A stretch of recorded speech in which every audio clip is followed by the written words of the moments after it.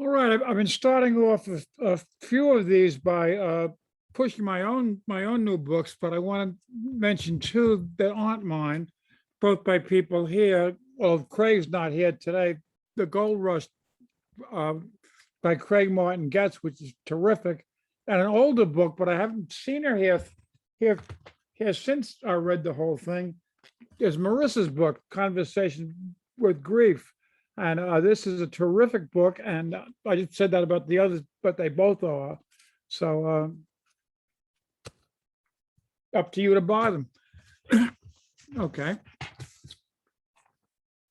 Three poems. One of them I read before.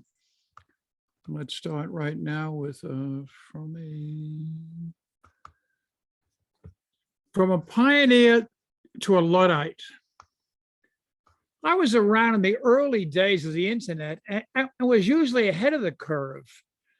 I was one of the first users of the source CompuServe and AOL, belonged to the first bulletin board system, CBBS, used Telnet to connect to the well, an early great conferencing system. Hung around on Lambda Mu, was one of the early users of Mosaic, the first graphic web browser. Had a Facebook account when it was only available to EDU addresses. Opened the doors at Amazon. I should be in its Hall of Fame. Wrote about the internet for magazines and newspapers. Really, I should have been wearing a coonskin cap. But the other day, a friend asked me to read his new writings on Instagram and TikTok. I had to admit that I don't use either. Don't text, rarely tweet. Don't use Telegraph. In short, I would have taken off my coonskin cap and settled in St. Louis while Jim Bowie and Davy Crockett continued west. Oh, well, now I'm a poet, and look what happened to them. And then I have read this before, but I'm still pushing it because David's also pushing his. It's called Buy Me a Cuppa. Father the Wonder Dog wakes me at 6 a.m. with barking and whines. That's right, 6 a.m. She never got the message about the clocks changing and it's daylight. There are two things in her mind, walk and food.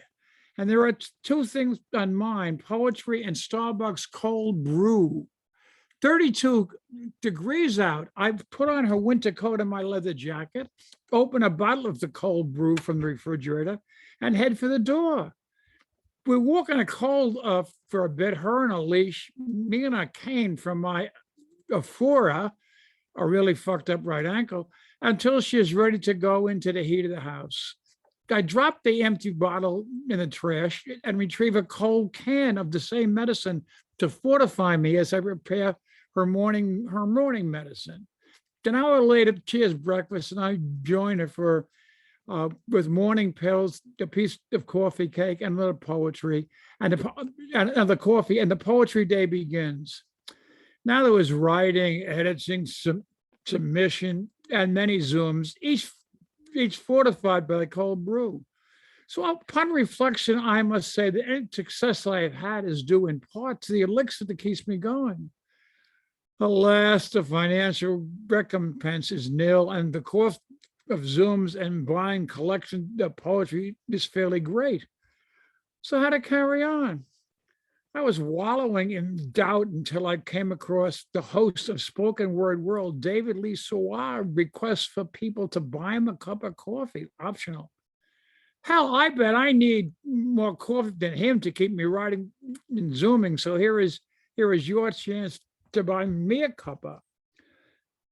I've written partially in cheek. And then since I've slandered the foul a bit in this, I'll wrap up in the last one with this one. 26 degrees at 7 a.m. It was 26 degrees at 7 a.m. And here I am with a cane in one hand and a 12-pound Rottweiler under the other arm as we begin our day. Actually, she is a silky terrier, but she thinks she's a Rottweiler in defending their boat against all enemies, foreign and domestic. Anyway, she didn't used to demand going out until 8 a.m., until daylight savings time. during daylight savings time. But she missed the memo about the clocks changing. So here we are. Also in my hand, what fouled the wonder dog is the dish of cat food to be placed in a doghouse for the feral cat or raccoon, whoever gets there first. And then we are off. Me and the cane, well, she wanders here, then there, as she chooses spots to fertilize. This is how do we start every day, rain or shine, heat or cold.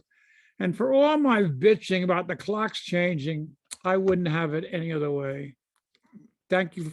Thank you for putting up with me.